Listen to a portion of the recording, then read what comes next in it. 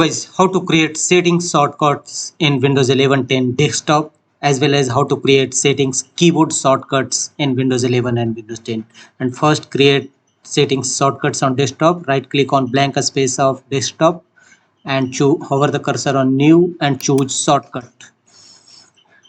Here under type the location of the items, type MS settings double dot.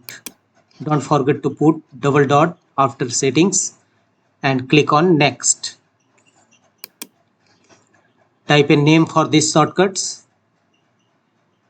We will choose Windows settings. Click on finish. Now your desktop shortcuts of Windows settings is ready. Now we will create keyboard shortcuts. Right click on it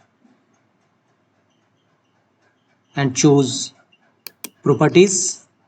Here from the top menu bar, go to web content and under security key option, press any key and Control plus Alt automatic you can put any of key as per your choice and press apply and then OK to save the changes. Now press Control plus Alt plus K to launch Windows settings in Windows 11 and Windows 10. That's all.